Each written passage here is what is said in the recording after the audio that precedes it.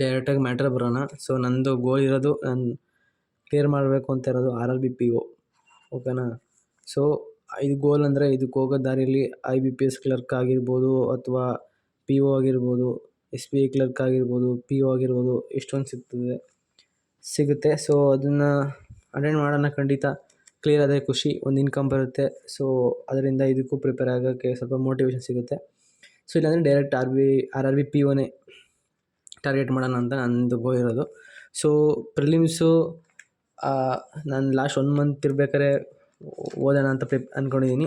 ಅಲ್ಲಿವರೆಗೂ ಮೇಯ್ನಾಗಿ ಫೋಕಸ್ ಮಾಡೋಣ ಅಂತ. Because mains is the main important thing ಅಲ್ವಾ. ಸೊ ಮೇಯ್ನ್ಸಲ್ಲಿ ನಮಗೆ ಕ್ವಾಂಟ್ಸ್ ಬರುತ್ತೆ,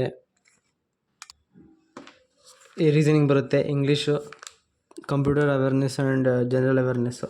ಸೊ ಈ 3 ಇಂಗ್ಲೀಷು, ಕ್ವಾಂಟ್, ರೀಸನಿಂಗ್ ಒಂದು ಪಾರ್ಟ್ ಆದರೆ, ಈ ಕಂಪ್ಯೂಟರ್ ಅವೇರ್ನೆಸ್ ಮತ್ತು ಜನರಲ್ ಅವೇರ್ನೆಸ್ ಒಂದು ಪಾರ್ಟ್ ಆಗಿರುತ್ತೆ. ಸೊ ನಾನು ಕಂಪ್ಯೂಟರ್ ಅವೇರ್ನೆಸ್ ಮತ್ತು ಜನರಲ್ ಅವೇರ್ನೆಸ್ನ ಇವಾಗಿಂದ ಸ್ಟಾರ್ಟ್ ಮಾಡಿಬಿಟ್ಟಿದ್ದೀನಿ.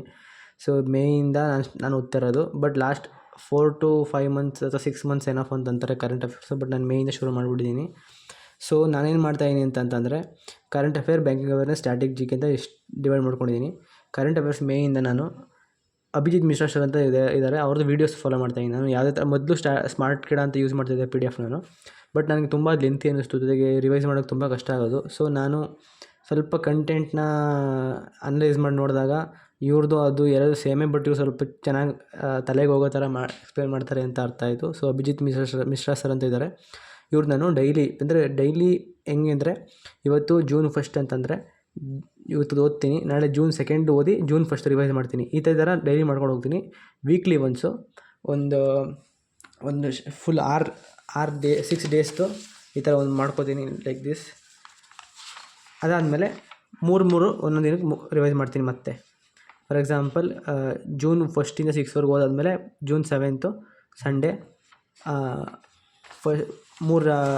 ಮೂರು ಮುಗಿಸ್ತೀನಿ. ಅಂದರೆ 1st, 2nd, 3rd ಮುಗಿಸ್ತೀನಿ. ಮತ್ತು next day 4th, 5th, 6th ಮತ್ತೆ 3 ಮುಗಿಸ್ತೀನಿ. ಸೊ ಈ ಥರ ರಿವೈಸ್ ಮಾಡೋ ಥರ. ಅಂದರೆ ರಿವೈಸ್ ಅಂದರೆ ತಲೆಯಲ್ಲೇ ಇಟ್ಕೋಬೇಕು ಅಂತ ಏನು ಇದಿಲ್ಲ. ನೋಡಿ ಈ ಥರ ಮಾಡ್ಕೊಂಡು 6 ಡೇಸ್, 1 ಮಂತಿಗೆ 4 ಈ ಥರ ಮಾಡ್ಕೊಂಡು ಇಟ್ಕೋತೀನಿ.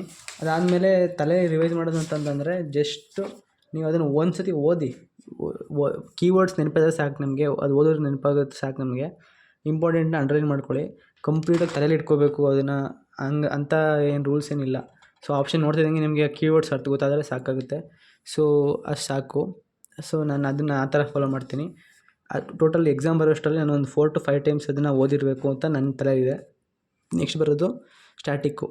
ಸೊ ಸ್ಟ್ಯಾಟಿಕ್ ಏನು ನಾನು ಎಕ್ಸ್ಟ್ರಾ ಓದ್ತಾ ಇಲ್ಲ, ಇದೇನು ಓದ್ತಾ ಇದ್ದೀನಿ ನೋಡಿ, ಇದರಲ್ಲೇ ಬರೋ ಡೇಸ್ಗಳು, environmental day, no tobacco day, ಈ ಥರ ಓದ್ಕೋತೀನಿ. ಜೊತೆಗೆ ಯಾವ್ಯಾವ ಕಂಟ್ರಿದು, ಯಾವ್ಯಾವ ಸ್ಟೇಟ್ದು CM, national parks, currency, capital, ಅಲ್ಲೇನೇನು ಬರುತ್ತೆ, ಸ್ಕೀಮ್ಸು, ಇದೆಲ್ಲನೂ ಅದನ್ನೇ ಓದ್ಕೋತೀನಿ ಸ್ಟ್ಯಾಟಿಕ್ಗೆ ಅಷ್ಟೇ. ನಾನು ಎಕ್ಸ್ಟ್ರಾ ಓದಲ್ಲ. ಜೊತೆಗೆ ಇಂಡೋ ಲೋಗೋಸ್ ಅಂತ ಇದ್ದಾರೆ ಒಂದು ಚಾನಲ್ಲು, ಇದು ಬೆಸ್ಟು. ಎವ್ರಿ ಮಂತ್ದು ಕರೆಂಟ್ ಅಫೇರ್ಸ್ನ ಒಂದು ಶಾರ್ಟಲ್ಲಿ ಕೊಡ್ತಾರೆ. ಇದು ಸ್ಟ್ಯಾಟಿಕ್ಗೆ ತುಂಬ ಹೆಲ್ಪ್ ಮಾಡುತ್ತೆ ಇದು. ಸೊ 6 ವೀಡಿಯೋಸ್ ನೀವು ನೋಡ್ಬಿಟ್ರೆ 1 to 1.5 hour ಇರುತ್ತೆ, 1.5 ಇರುತ್ತೆ ಅದು ಟೈಮಿಂಗ್ಸು. ಅಷ್ಟು ನೀವು ಫಾಲೋ ಮಾಡಿದ್ರೆ ನಿಮ್ಗೆ ಕಂಪ್ಲೀಟ್ಲಿ ಎಲ್ಲ ತಲೆಗೆ ಬಂದು ಕೂತ್ಕೊಳ್ಳುತ್ತೆ. ಸ್ಟ್ಯಾಟಿಕ್ಕಿಗೆ ಇದು ತುಂಬ ಹೆಲ್ಪ್ ಮಾಡುತ್ತೆ. ನೆಕ್ಸ್ಟ್ ಬರೋದು ಬ್ಯಾಂಕಿಂಗ್ ಅವೇರ್ನೆಸ್ಸು. ಸೊ ನಾವು ಇಲ್ಲೇನು ಇಂಟರ್ವ್ಯೂ ಕೊಡೋಕೆ ಹೋಗ್ತಾಯಿಲ್ಲ, ಅದರಿಂದ ಮೇಯ್ನ್ಸ್ಗಲ್ವಾ, ಇಂಟರ್ವ್ಯೂ ಬೇರೆ, ಮೇಯ್ನ್ಸ್ ಕ್ಲಿಯರ್ ಮಾಡಿದ್ರೆ ಇಂಟರ್ವ್ಯೂ. ಬಟ್ ಮೇಯ್ನ್ಸ್ಗಾಗಿ ನನ್ನ ChatGPT ಸಾಕು ಅನಿಸುತ್ತೆ. ನೀವು ಕಂಪ್ಲೀಟಾಗಿ A to Z ನಿಮಗೆ ಈ ಥರ ಎಕ್ಸ್ಪ್ಲೇನ್ ಮಾಡಿದ್ರೆ ಇದು ಬೇಕು ನನಗೆ ಅಂತ, ಅದೇ ಒಂದು ರೋಡ್ ಮ್ಯಾಪ್ ಹಾಕ್ಕೊಡುತ್ತೆ ನಿಮಗೆ. ಯಾವ್ದು ಓದಬೇಕು, ಯಾವ್ದು ಓದಬಾರ್ದು ಅಂತ ಅದೇ ಹೇಳ್ಕೊಡುತ್ತೆ. ಅದನ್ನು ಕಲ್ತ್ಕೊಂಡೋದ್ರೆ ಸಾಕು ನಿಮಗೆ, ತುಂಬ ಹೆಲ್ಪ್ ಆಗುತ್ತೆ. ತೋರಿಸ್ತೀನಿ ಅದನ್ನು ನಾನು. ನೋಡಿ ಈ ಥರ Day 1 ಬ್ಯಾಂಕ್ ಬಗ್ಗೆ, ಲೋನು, ಆ ಥರ ಏನು ಈ ಥರ ಕಂಪ್ಲೀಟಾಗಿ ಯಾವ ಥರ ಎಷ್ಟು ಟೈಪ್ ಆಫ್ ಬ್ಯಾಂಕ್ಸ್ ಇದೆ, ಏನು ಹೆಂಗೆ ವರ್ಕ್ ಆಗುತ್ತೆ ಕಂಪ್ಲೀಟು ನೋಡಿ. ಈ ಥರ Day 1 ಆದಮೇಲೆ ನೆಕ್ಸ್ಟು Day 2 ಡೈಲಿ ಈ ಥರ ಕಂಪ್ಲೀಟಾಗಿ A to Z ಅದನ್ನು ನೀವು ನೋಡಿಕೊಂಡ್ರೆ ಸಾಕು. ಫಾರ್ ಎಕ್ಸಾಂಪಲ್ ನಾನು ಅನ್ಅಕಾಡೆಮಿ ನೋಡಿದೆ, ಇನ್ನೊಂದೆಲ್ಲ ನೋಡಿದೆ, ಬಟ್ ನನಗೆ ಎಲ್ಲೂ ತುಂಬ ಲೆಂತಿ ಅನ್ನಿಸ್ತು. ಅದಕ್ಕೆ ಅಂತ ಟೈಮ್ ವೇಸ್ಟ್ ಮಾಡೋದು ಬೇಡ ಅಂತ ಅನ್ನಿಸ್ತು. ಸೊ ಹಂಗಾಗಿ ನಾನು ಡೈರೆಕ್ಟಾಗಿ ಇದನ್ನು ಯೂಸ್ ಮಾಡ್ಕೊತಾ ಇದ್ದೀನಿ. ಕರೆಂಟ್ ಅಫೇರ್ದು ಇನ್ನೊಂದು ನಿಮ್ಗೆ ಎಕ್ಸ್ಟ್ರಾ ನಿಮ್ಗೆ ಬೇಕು ಅಂತಂದರೆ, ಸೊ ನೋಡಿ ಈ ಥರ ನೀವು ಡೈಲಿ ಕರೆಂಟ್ ಅಫೇರ್ಸ್ನ ಎಷ್ಟು ಓದ್ತೀರಾ, 8ರಿಂದ 10, 10ರಿಂದ 12 ಎಷ್ಟು ಕರೆಂಟ್ ಅಫೇರ್ಸ್ ಸಿಗುತ್ತೆ ಆ ದಿನದ್ದು, ಅದನ್ನು ಒಂದು ಸತಿ ಲೌಡಾಗಿ ಓದಿ ChatGPTಲಿ ವಾಯ್ಸ್ ಹಾಕ್ಕೊಂಡು. ಅದಾದಮೇಲೆ ask question based on this ಅಂತ ಅಂದ್ಬಿಟ್ಟು ನೀವು ಕೇಳಿದ್ರೆ ಅದು ಈ ಥರ ಕೇಳುತ್ತೆ. ನೀವು ಕಂಪ್ಲೀಟಾಗಿ ನೀವು ಆನ್ಸರ್ ಮಾಡ್ತಾ ಹೋಗಿ ಅದೇ ಆನ್ಸರ್ ಕೊಡ್ತಾ ಹೋಗುತ್ತೆ ನೀವು ಕರೆಕ್ಟು ರಾಂಗು ಅಂತ. ಸೊ ಇದು ತುಂಬ ಹೆಲ್ಪ್ ಮಾಡುತ್ತೆ ನಿಮ್ಗೆ ನೆನ್ಪಿಟ್ಕೊಳ್ಳೋಕ್ಕೆ. ಸೊ ಇಷ್ಟು ನಾನು ಜನರಲ್ ಅವೇರ್ನೆಸ್ಸಿಗೆ ಮಾಡ್ತಾಯಿದ್ದೀನಿ. ಇದರಿಂದ ನನಗೆ 20 ಅಷ್ಟು ಎಕ್ಸ್ಪೆಕ್ಟ್ ಮಾಡ್ತಾರೆ. ನಾನು ಇಷ್ಟು ಬಂದರೂ ಸಾಕು ನನಗೆ ಮಾರ್ಕ್ಸು 40ಗೆ. ನೆಕ್ಸ್ಟ್ ಬರೋದು ಕಂಪ್ಯೂಟರ್ನ ಏನು ಮಾಡ್ತಾಯಿದ್ದೀನಿ ಅಂದರೆ ಇವಾಗಿಂದ ನಾನು ಮಾಡ್ತೀನಿ ಅದನ್ನು. ಕೋಚಿಫೈ ಅಂತ ಒಂದು ಚಾನಲ್ ಇದೆ. ಈಗೇನು ಚೇಂಜ್ ಆಗಿದೆ ಹೆಸರು, ಬಟ್ ಆವಾಗಲೇ ಓದಿರೋದು ನಾನು. ಅದರಲ್ಲಿ 2 ವೀಡಿಯೋ ಇದೆ, ಒನ್ ಶಾರ್ಟ್ ವೀಡಿಯೋಸು. ಒಂದು ಕಂಪ್ಯೂಟರ್ ಬೇಸಿಕ್ಸ್ ಬಗ್ಗೆ, ಬೇಸಿಕ್ಕಿಂದ ಅಡ್ವಾನ್ಸ್ ಬಗ್ಗೆ, ನೆಕ್ಸ್ಟು ಮೈಕ್ರೋಸಾಫ್ಟ್ ಆಫೀಸ್ ಬಗ್ಗೆ. ಸೊ ಅದನ್ನು ನೀವು ಮುಗಿಸಿದ್ರೆ ನೀವು ಕಂಪ್ಲೀಟ್ 60% ಅಷ್ಟು ನಿಮ್ಮ ತಲೆಗೆ ಹೋಗ್ಬಿಡುತ್ತೆ.